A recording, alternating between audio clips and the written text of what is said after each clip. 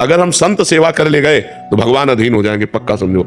श्री हरिपाल जी नाम के एक महाभागवत हुए हैं, उनके गुरुजी ने जब उन्होंने प्रश्न किया कि मुझे भगवान का साक्षात्कार गृहस्थी में रहते हुए कैसे हो जाएगा, तो उन्होंने कहा कि अगर भक्तों की सेवा बन जाए, संतों की रोज सेवा हो, तो एक दिन भगवान स्वयं मिलने आ जाएंगे। तो उन्होंने अपने गुरु वचनों का पालन किया, संत सेवा प्रारंभ कर दी। तो अब जहाँ किसी संत की सेवा होती तो वो संतों से कहता यार कभी उधर जाना तो हरिपाल जी के यहाँ जरूर जाना, बहुत सुंदर संत सेवा करते हैं, बड़े सुंदर भगत हैं वो। अब वहाँ संतों की मंडलियां आने लगी, अर्थ सीमित था, धीरे धीरे सब संत सेवा में यहाँ तक हालत हो गई कि अब संत आए तो अब उनका भोजन प्रसाद कैसे हो। तो उन्होंने विचार किया कि अब मैं चोरी करूंगा। जंगल का रास्ता था तो खड़े हो जाते और जो निकलता मारते नहीं थे पर दूर से भाला दे, अगर कंठी तिलक है तो नहीं, और रामकृष्ण बोल दिया तो नहीं, अरे राम तो फिर जाओ फिर चोरी। जो रामकृष्ण ना बोले और जिसके कंठी तिलक ना हो और विचार किया कि उसका भी मंगल हो जाएगा, तो ₹1, ₹2, ₹4 जो मिलता उससे जाके अन्न लाते और संत को पवाते। अब ये धीरे धीरे प्रचार प्रसार हो गया कि अगर राम बोल दे, अगर गले में कंठी हो तो इधर चोरी नहीं होगी, नहीं तो चोर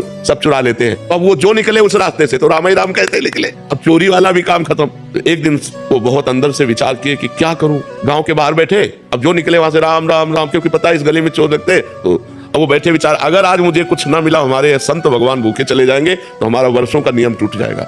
भगवान का चिंतन कर रहे थे, द्वारिकाधीश भगवान सजने लगे, ये हार, ये करधनी, ये बाजूबंद, सब स्वर्ण आभूषण। रुक्मिणी जी ने कहा प्रभु आज कहीं जा रहे हो क्या? बोले एक विचित्र भक्त है उसके दर्शन देने जा रहे हैं। तो कहा प्रभु हम भी चलेंगे आपको? बोले जरूर चलो, पर पूरा श्रृंगार कर लो। रुक्मिणी जी ने भी पूरा श्रृंगार के, भक्तमाल जी में चरित्र है, पर कहा देखो नाराज मत होना, हमारा भक्त विचित्र है और कोई भागवतिक चिन्ह नहीं, कोई तिलक नहीं, कोई कंठी नहीं, और परस्पर व्यापार की चर्चा करनी है। रुक्मिणी जी ने कहा ऐसा कौन भक्त की भगवान की चर्चा नहीं कर ली, कंठी तिलक नहीं, कोई भागवतिक चिन्ह नहीं, बस संसारिक वार्ता करनी। जो ही झनन भनन करके भगवान प्रकट हुए रुक्मिणी जी के। हरिपाल जी ने देखा इतना धनी, आज तक ऐसा धनी हमने नहीं देखा, जितने आभूषण, भगवान सेठ रूप में और उनकी पत्नी के रूप में रुक्मिणी जी। हरिपाल जी खड़े हो गए तो भगवान नजदीक गए और 2 सरफियां दी। तो कहा हम सुनते हैं इस जंगल में चोर लगता है, आप हमको पार कर दोगे? अरे बोले भाग्य खुल गए, हम तो पारी कर देंगे। तो उन्होंने सोचा ये तो बहुत अच्छा हुआ, 2 सरफी पहले मिल गई और सारे आभूषण रास्ते में उतरवा लेंगे इनसे। बीच रास्ते में जब जंगल में पहुंचे तो भाला उठाया और भगवान की तरफ किया, कहा सारे आभूषण उतारो। भगवान तो आए थे उतारने के लिए, संत सेवा के लिए, देने के लिए। रुक्मिणी जी का सुदर्शन चक्र को याद करो।